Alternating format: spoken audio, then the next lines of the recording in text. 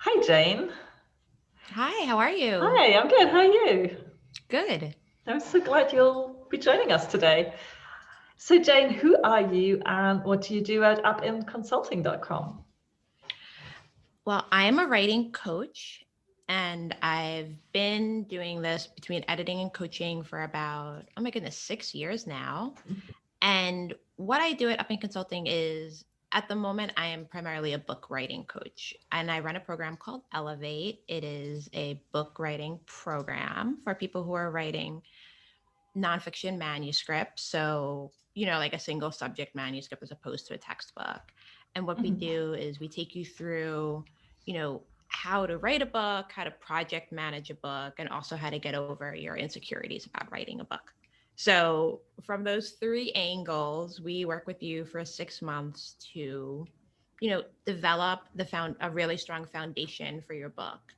And Mhm. people come in, with the idea for their book, or some people come in with a couple of chapters done and they want to finish the book. So it can be at any stage of your book writing process.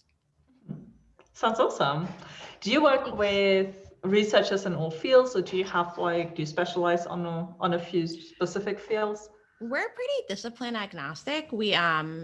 People come to us from the humanities and social sciences, communications, so there there's a variety. I think that there are some principles of book writing that apply no matter what discipline you're in. Mhm. So we've been able to have people, from history, political science, sociology, film, archaeology, so it's really Mhm. fun to see Mhm. all of those Mhm. different disciplines come together and people like Mhm. exchange ideas from their points of view. Oh, so exciting. Sounds really good. Jane, what I really like about your work is that you also talk about like the emotional labor that academics have to do when they're writing. Um, can you maybe explain what emotional labor is and how that sometimes, or why this needs to be addressed in order for us to be sort of productive writers and also happy writers, I guess? Yeah, no, definitely. So I'm trained as a sociologist. That's where I got my PhD. And, to nerd out for a minute, there's a woman named Arlie Hochschild, and she developed the term emotional labor, right? And it's about managing your emotions on the job, which means that if you're in a job where you're facing customers or clients, and, they're berating you or being mean to you, and you have to kind of put on a happy face and manage the situation, manage your emotions in a very in a very consequential way, for your job opportunities and your well-being on the job. And I think for academics, we do a lot of emotional labor too. And we don't necessarily do it just in the classroom, when we're in front of people we're interacting with. We do it in faculty meetings, we do it in our own offices when we're feeling a lot of insecurities about our writing, or, feeling perfectionist Mhm. tendencies. And we do a lot of emotion management. And that's, to me, that's where I think the work comes from. We're constantly managing our feelings or feeling bad about our feelings, right? Mhm. So, oh, this is late and I feel guilty. Oh, but I shouldn't feel guilty. Or should I feel guilty? And then it becomes a Mhm. whole other conversation. So Right. for me, the reason this became really important was because so many people I worked with when I was editing were handing things in late. Mhm. Yes, that People sounds would, familiar.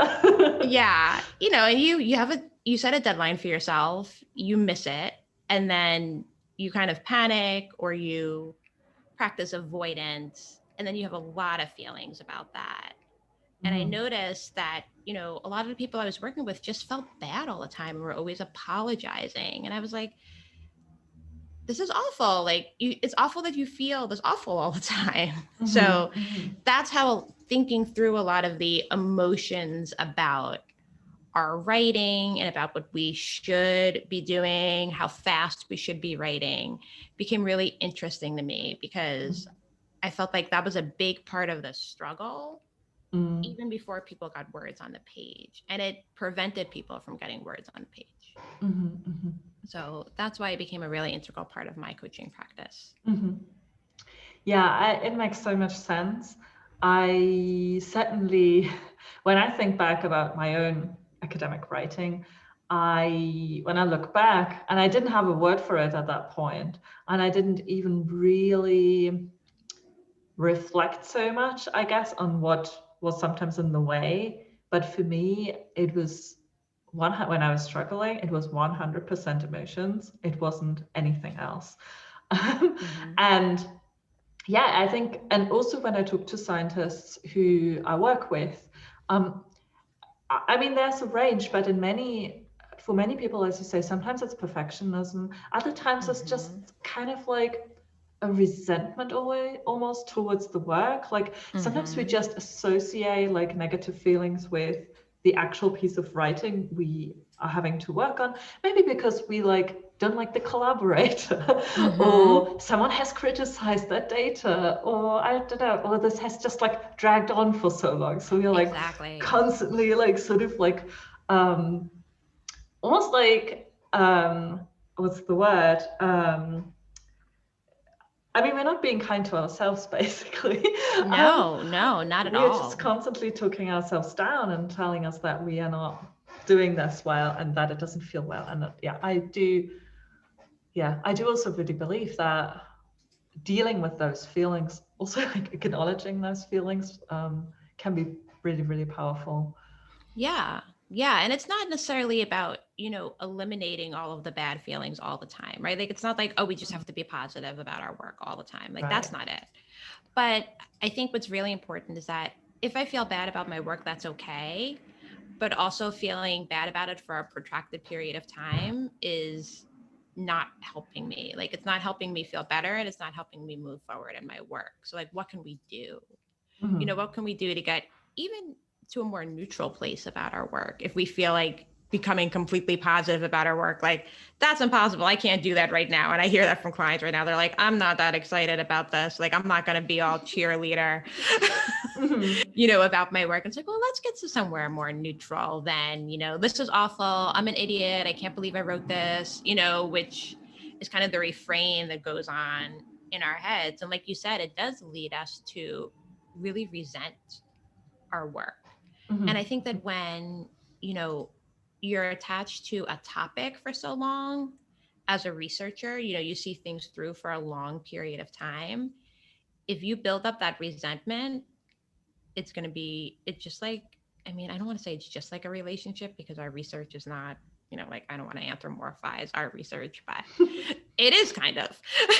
And if you it can feel like that, right? Like, especially for an academic, because you're kind of, the work gets so personal often. Like, we put so much in there, even like the whole way I think academia is set up with like doing a PhD, and like a PhD is already so personal, like that research. And I kind of, it continues to be that, I think. Like, we just take it probably a bit more personal than in other lines of work. Perhaps. I think so. And I think part of the reason, I mean, I remember when I wrote my PhD and I'm like, this is like being in a bad relationship. Like, I keep coming back, even when I feel awful about it. And, I'm not driving any joy from this right now. And it's time consuming, keeps me away from my friends, like all of those things. Right. Yeah. And I think part of the reason we feel like it's a relationship is because it's really about our relationship with ourselves. And it's because we spend so much time by ourselves when we're writing, like it's us with our own thoughts. Right. That's part of the reason why I think group coaching is so powerful, because you're able to be with other people who are like, no, I'm going through this too. You're not the only person who's ever missed a deadline, because even though we know rationally that's not true, that other people miss deadlines, like when you're sitting alone at your desk, you really do think you're uniquely incompetent, right? That like you have some type of incompetency that other people don't have. Yeah. And that's just not the case, but when you're alone with your own thoughts for that long, your brain's going to play some tricks on you and be like, this is wrong. Don't send this out. Someone's gonna get mad at you if you publish this. Someone's gonna criticize you. You have to protect yourself. And that leads to it just staying on your desk forever. And then you're mad that it's on your desk, but you're scared to send it out. Right. And you're just stuck, So it's like figuring out what to do at that point and saying, maybe someone will be mad, but I'm still going to send it out. Like, it's okay. Like, it's scary, but it's okay that I'm scared. I'm still going to do it.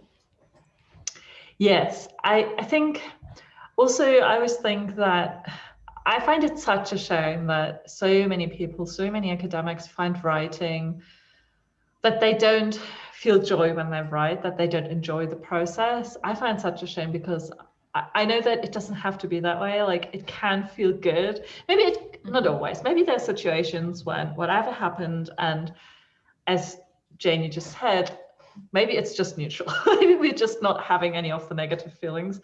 But I think also, if it always feels bad for you, then maybe it doesn't have to be that way. That's, I guess, what I want to say. It can feel joyful, and it probably should feel joyful most of the time. If that's like, if you spend so much time on that, if that's your like sort of main work as an academic. So we talked already a little bit about like the different types of sort of emotional labor that often come up, or the different types of emotions, I guess, that come up. One that you mentioned was perfectionism. And I see perfectionism also all the time with my clients, especially in the way that I have clients who really, when they want to write a sentence, they really get in their head about the sentence, and in their head about not finding the perfect word. So, or not finding the perfect way to construct that sentence. And that makes them just edit the sentence or this paragraph over and over again. And then they feel bad about that they haven't really produced any writing. Or people just continue to edit their drafts, like they edit and edit and edit, and can't just seem to find like sort of the stopping point when it's time to submit. So these are sort of the types my clients tell me a lot about. What are some strategies do you think to like fight this perfectionism? Yeah, I think this is where like some of the kind of mindset stuff comes in, but then also some just like rules you need to set for yourself. So one of the things we do in Elevate, and that I've done in other coaching that I've done, is just deciding. I had an advisor in grad school who always told me, you'll do things in the time you give yourself. And I like to adapt that to some situations, especially when it comes to tinkering, right? So when you're at the point where you are going back in and like recrafting sentences and recrafting paragraphs, you just have to set a firm deadline and be like, on this day, it leaves my desk. And if that means you have to tell an accountability partner, or you have to email whatever editor or journal editor, whoever, and be like, this is the day I'm giving it to you, it just has to go. And that means understanding that it's never going to be perfect, because you've invented perfect as something that you can't achieve. Exactly. Like, that's kind of what you've did in your head, right? Like, and that's why it's staying on your desk, because you've created a standard for yourself that does not exist. And also realizing that some of that crafting does happen in the editing process, so when the revise and resubmit comes back, some of that's going to happen. When you do the final copy edit, some of that is going to happen. I think one of the things about the perfectionism of crafting sentences and paragraphs is that people start doing it way too early in the process. And it's like, why are you crafting the sentence when we're going to revise this? Yeah, maybe like, let's just get some ideas now. Anyway. Yeah, or exactly. So maybe the sentence isn't going to make it. Maybe the whole paragraph isn't going to make it into the final draft. Exactly. So let's just focus on getting the draft on paper, sending it for a second set of eyes to look at it, whether that's a writing group, whether you're sending it to an editor like you, Anna, like whoever it is, send it to that person and be like, I am not going to worry about the crafting anymore. And I think there is a point where it could be fun. And if it's fun for you, that's one thing. But if you're doing it because you have this idea of just it's not good enough yet. Mm. And if you can't define what that yet is, Mm-hmm. you have to stop. Mm-hmm. Because that's what we hear, right? Like it's not good enough yet. And Mm-hmm. you're like, well, what would make it to your standard? Mm-hmm. And if you can't answer that, then how on earth are you ever going to know when you're done? Yeah, yeah. Like it's not just then I'll know it when I see it, because you're not going to see it because you're going to convince yourself it's never ready. Mm-hmm. Mm-hmm. So, Yeah, also, I totally agree with that. What I have noticed with myself, who I used to be very perfectionistic as well. I used to be a perfectionist. I guess I still am sometimes, right? It's always like an ongoing process to mm-hmm, deal with those things. What really has helped me as well is just to kind of trying to really think through, why am I feeling this way? Where is this feeling really coming from? mm-hmm, And I think in most cases it's actually coming from a fear of rejection or fear of criticism, where I feel like, okay, maybe I'm just keep editing this because I'm so afraid that someone will criticize it, that someone will actually go in the peer review mm-hmm, process. Oh no, this isn't good. Like you didn't find the right reference here, or mm-hmm, this is not mm-hmm. a statement well made, or whatever, criticizes a speculation that you made, a hypothesis, whatever it is, or that the journal editor just goes, no, this is a desk reject. Mm-hmm. And I think, um, yeah, just acknowledging this. And it took me really, really long. I think it was just a couple of years ago when I finally understood where my perfectionism was coming from, that it was actually just the fear of criticism, and that was Mm-hmm. the problem that for me Mm-hmm. I need to address in order to be able to move forward and to not stall myself like that.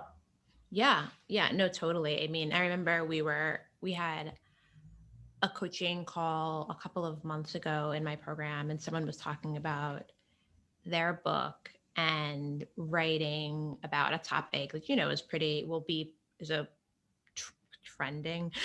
That's Mm-hmm. not why they're writing it, but it's a topic that will have a lot of resonance. And they were saying, well, what happens if I get negative feedback? And I'm like, it's not an if, it's a when. Mm-hmm. Because in your career, you are going to get negative feedback. And it's going to be more likely if you're a woman, if you're a person of color, you're probably going to get even more if you're a minoritized member of the academy, Mm-hmm. you're going to get negative feedback. And the question is not if I'm going to get it. Like sometimes we hold ourselves back, like you're saying, that fear. Well, what if I get criticized? And it's like, Mm-hmm. you probably are. And the criticism is probably more about that other person and their assumptions and beliefs than it is about Mm-hmm. anything you put on the page. Mm-hmm. So trying to 100%. like coach yourself on that and be like, there is going to be criticism. And some of it will be criticism that helps me move my work forward. Mm-hmm. Critique versus criticism. Like some of it's Mm-hmm. going, like I like to make that distinction because I Mm-hmm. think critique can be really important. Like, oh, maybe I did make an error, or maybe there is something that I didn't consider. And now that I consider it, this is such a stronger piece, Mm-hmm. right?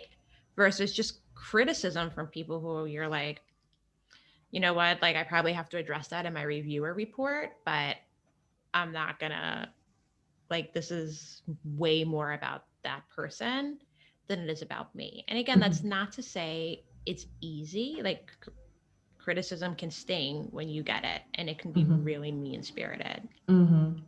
I But so think, many times it's not about what you wrote. It's not about, and it's certainly not about you as a person.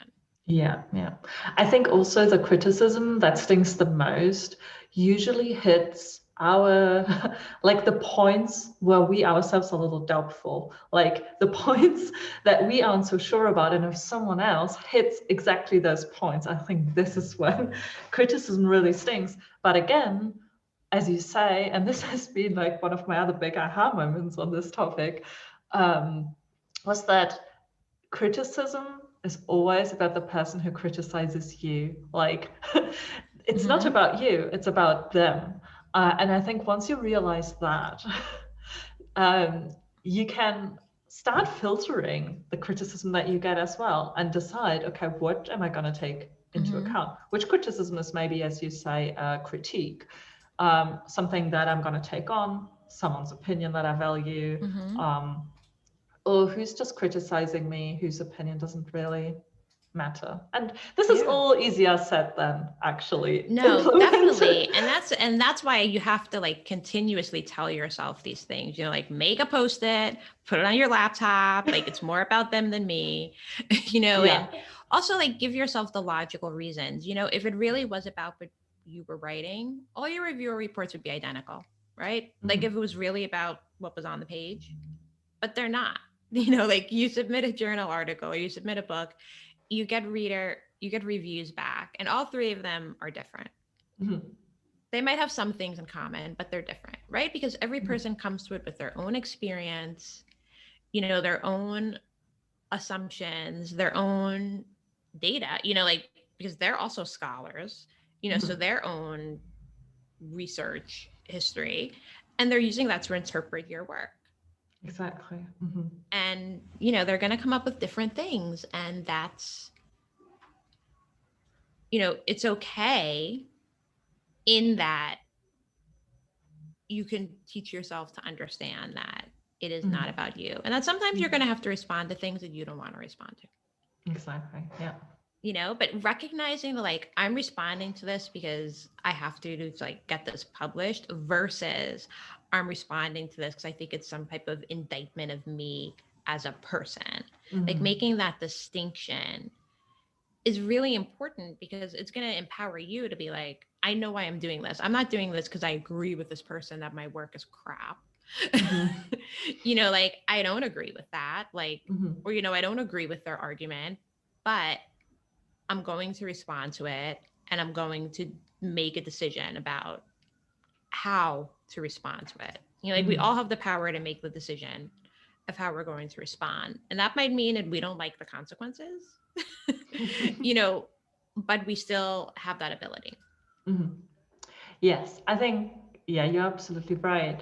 And when we are working on our writing, when we're working on our paper or book or whatever we're writing, I think, yeah, it's important to have this thought through so that these fears of this criticism that will come. I mean, we are submitting academic work to an academic journal and they are peer reviewed, so or to a publisher, and there's going to be peer review on your book.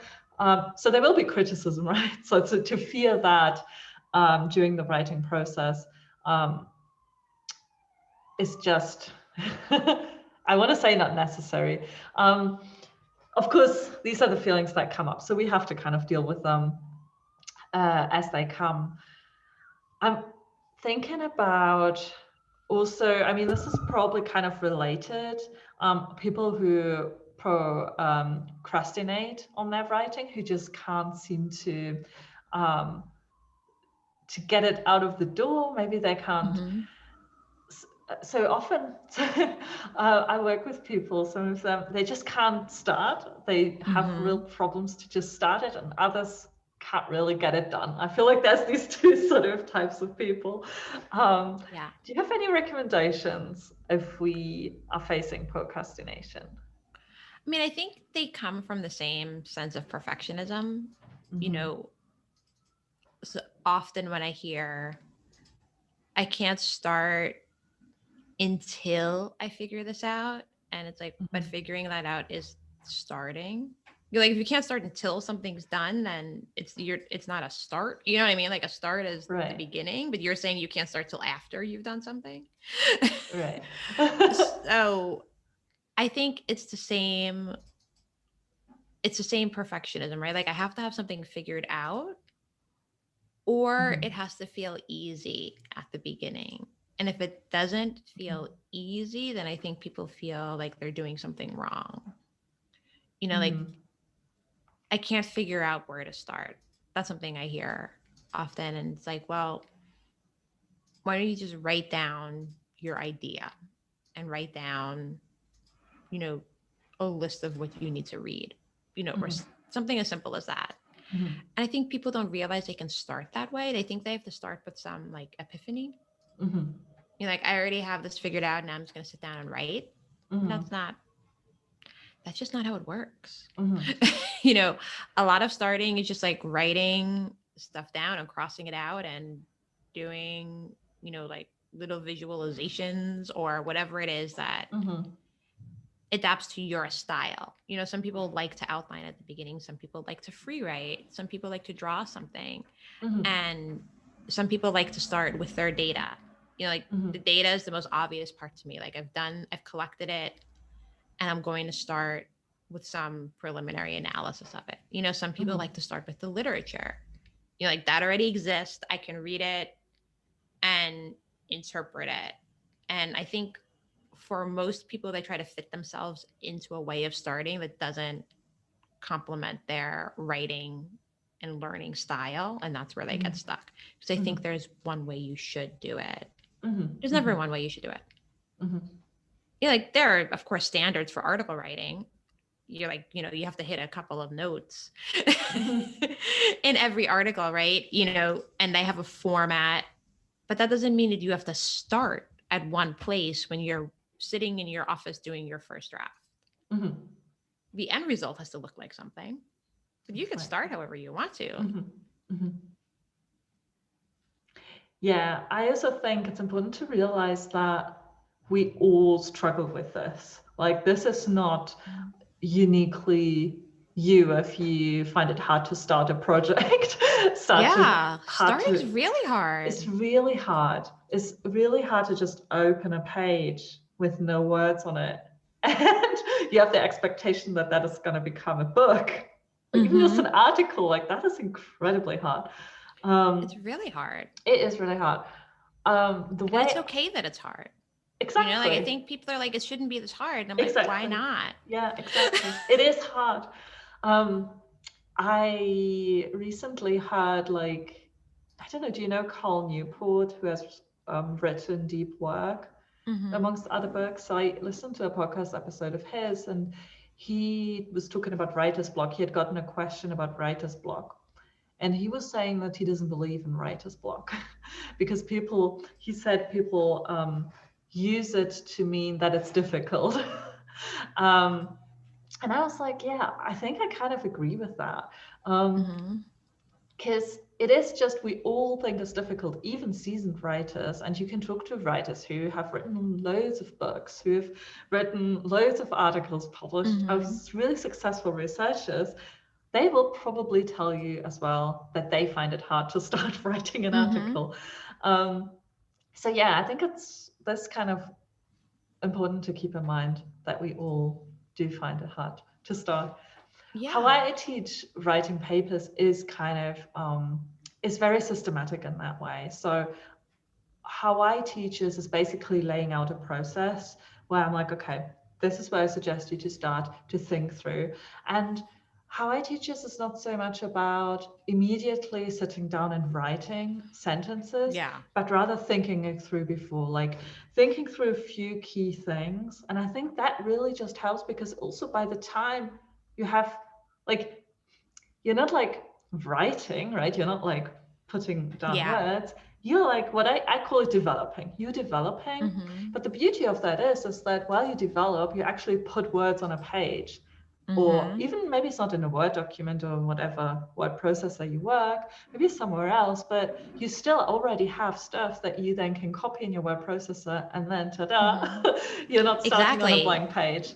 Exactly. So there is absolutely like techniques that I think one can use to Yeah. And not I have think this again, blank page scaring you yeah, off. and I think again it comes back to like our ideas about what starting means because you Mm-hmm. know, I can picture because I've heard it.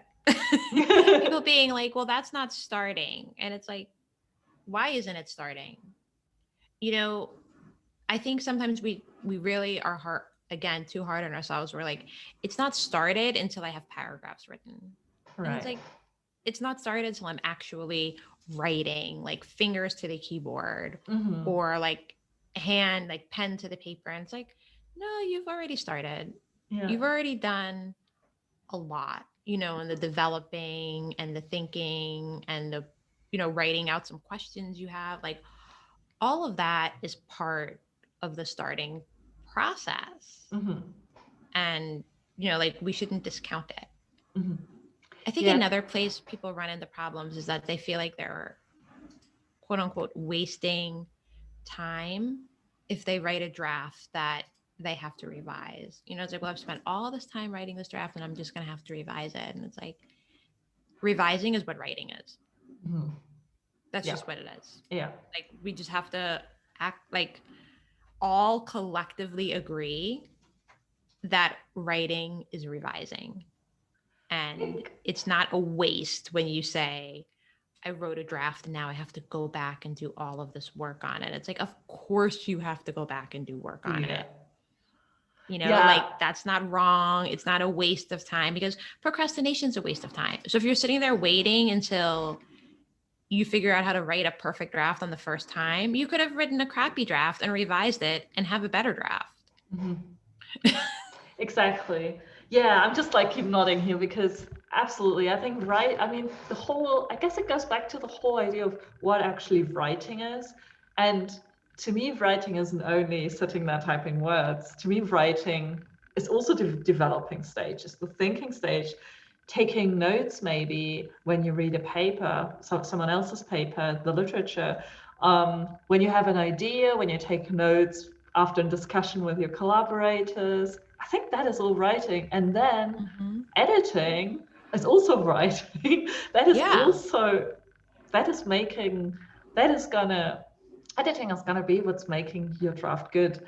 And I don't think anyone can produce, not even the best writers can produce a great first draft. I just don't think that's possible. No. You might have a couple of really amazing sentences or even an amazing paragraph in a first draft, but it's just not going to be perfect, and that's when I think sometimes people I think there's a lot of pre-work that goes into good writing, just like you said. And sometimes that work is writing a really crappy draft. Sometimes it's writing an outline. Sometimes people who write really extensive outlines do have good, what you would call a first draft. It's the first time it's in like long prose form, right? Mm-hmm. But that outline was a draft for all intent and purposes. So there's so much pre-work that goes into, and even calling it pre-work is not exactly the right way to describe like what happens before we get like the long blocks of text, because that part is writing too. But so much of that has to happen for you to get to the long blocks of text. And and a part of it is because the academy just demands speed. So like, I get that part. Like, I get that we often feel like we don't have time to do all that pre-work. That pre-work is what actually saves you time in the long run. You built a more solid foundation for your text. Right. Yeah, I totally agree. And I think another reason people hesitate is because they're comparing their early drafts to other things they're reading that are published manuscripts. And we're like, oh, well, why doesn't it sound or read like this thing? I was like, well, that thing is in one of the top journals in your field, has probably been through multiple rounds of revision, has been copy edited by a professional. Yeah. And is now like on your desk. And it's great that you have that, because that's how we move scholarship forward. But please don't expect that your first draft should look like that, or even your second draft, or even your third draft, or even when you submit to the journal. Because even when you submit it, it goes through a revise and resubmit. Yeah. Like, it's just not there yet. And that's it. Like, whether you think that's okay or not, like, that's the reality. So sometimes we just have to like really consistently remind ourselves of these things. Totally agree. What mistakes do you see people make when they are working on like a longer project? Because you work with people who want to write books. So books are like really these huge projects that most of us can't even like sort of fathom how we will ever complete that. But I'm also thinking At least I've never written a book, so this is how like kind of that kind of project feels to me. I'm also thinking about people who are writing maybe PhD thesis, like monographs that are quite long. Maybe even a book chapter. I know that the people in my audience, probably most of them are probably not ever gonna write a whole book, but they tend to write book chapters or like review articles that are also like kind of like long, and you have to read a lot and synthesize a lot. So what are some mistakes that you see people make? Well, I will say, if you're in the sciences, you should write a book. I mean, of course, you have your tenure demands and all of those things, but science books are great. Like we need more science books. But that's my own personal bias. I'm like, oh, I like when I read science books, but and I call them science books, which shows how unspecialized I am. So take that with a grain of salt. But with that, cheer for science. I feel like the mistakes people make, number one is procrastination. First and foremost, just putting off your book, because normally, because books are long-term projects, they have very little urgency. And that makes writers think that they don't have to start it now. Right. And that's akin to, taking a cross-country trip and telling yourself, like, I don't have to get started. I don't have to get on the road yet. I don't have to be there for 3 weeks. And it's like, well, how long does it take to drive across the United States? Probably pretty long. So you should probably get on the road. Just because you don't have to be there tomorrow, it doesn't mean you shouldn't start. Yeah.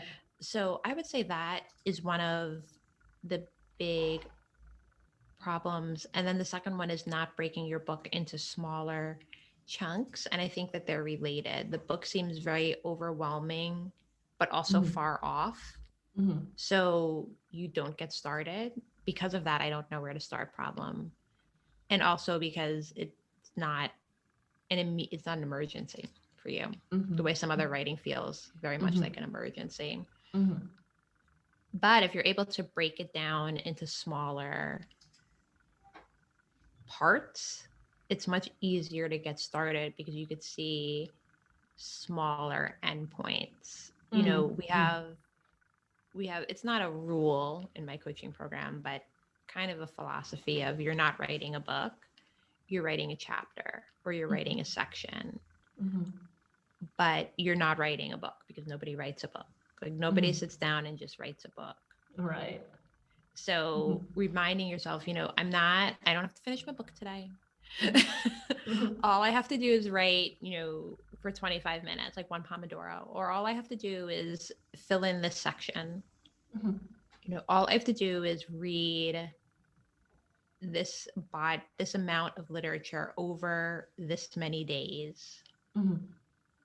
That is my task right now. Like, my task is not the book. So when we start talking about the book, we're completely overwhelmed and very disoriented about what we actually should be doing. So break it down into smaller parts and make it a consistent part of your work week. Maybe not every day, and it doesn't have to be, those long block of time. But for long-term projects, consistency is the most important part, and not believing that you can only write a book if you have, these 4-hour chunks, or if I have a sabbatical, or I can only write it in the summer. No, you have to work on it regularly. Like, you have to work, and even if that means one day you just spend 20 minutes on it, that's okay. But it has to be consistent. Consistency is the most important part. Yeah, it's kind of amazing, I think, as well, how much you can actually accomplish, even if you just work on something for 20 minutes every day. I don't have a good work example, but I'm trying to learn Czech, which is the language of the country that I live in, Czech Republic. And I just do like 10 to 20 minutes a day. So I still don't speak Czech, but I do see progress just by like, very short amount of time that usually I can squeeze in without a problem into every one of my days. And Mm-hmm. stuff happens. I do see progress. I suddenly can read things that I couldn't read before. I suddenly understand what someone says on the phone or things like that. And that Mm-hmm. is quite amazing to me, like how much actually you can accomplish by doing a little bit every day, or even if it's not every day, I don't know, every week or a few times a week. Yeah, just a few times a week. And, we really do discount that. Like, oh, if I Yeah, only have 20 minutes, I'm just not going to do it. yeah. Or what can I get done in 20 minutes? And that's why I think it's really important to have kind of a loose agenda for yourself, Hmm. so that when you do sit down for 20 minutes, you know what you're going to do and you're not spending the first 10 minutes trying to figure out what to do. Right, right. Yeah. So it's like, if I'm going to spend these 20 minutes, even just borrowing books, like, we don't go to the library right now, but at least not in the US. But No, not here either. oh yeah, I was like, No, but in most places, I guess. Yeah. yeah, most places we're not going to the library. But even if you're just, I'm going to spend 20 minutes downloading articles, I'm going to spend 20 minutes ordering books, or whatever it is, just, I'm going to spend 20 minutes just free writing, or taking a walk and thinking about my book. Mm-hmm. Like, that's really important too. Like, that's what I'm going to do for these 20 minutes, just kind of let my mind wander around my book topic, and Mm-hmm. scheduling that into your calendar Mm-hmm. so that you can't avoid it. Mm-hmm. So you can't be like, oh, the whole week went by and I never found those 20 minutes. Like, no, well, that's because you have to find them on Monday. Exactly. Yeah. They're not popping up. 20 minutes, I'm never just like, hello, here Yeah. I Like, your book is never going to be like, hey, like, can you pay attention to me? Like, It's time now. yeah, No. it's not going to happen. Like, Mm-hmm. the book, like, people call, like, my book is like my baby. And I'm like, it's nothing like a baby because it's never going to demand your attention ever. It's true. So we're going to wake you up in the night, demanding your Like, attention. it's not going to demand your attention until it's way too late. Like, then that's when Right. it will start demanding your Mm-hmm. attention. Otherwise you just need to give it your attention. Mm-hmm. Mm-hmm. Awesome. Well, thank you so much, Jane. Thank you. I also wonder if now people are interested to work with you or to connect with you, where can they find you online? You can find me. I hang out on Instagram. I'm at Jane Joanne Mm-hmm. PhD. So Mm-hmm. JaneJoann PhD. Mm-hmm. My website is upinconsulting.com. So UPIN consulting.com. And that's where you can find out about my programs, register for my newsletter. I send it weekly. It's full of tips and, some tough advice sometimes, but all from a place of love. I can really recommend Jane's newsletter. And I just, before we started recording, I just told her how much I love her emails because they feel just really, really authentic. And Jane's really honest. And they're just also just a really nice, good read. So I can really recommend those. Thank you. And do check out Jane's book coaching program. What's the name again? The name of it is Elevate. Elevate. So do check out Elevate. Thank you so much, Jane. Thank you.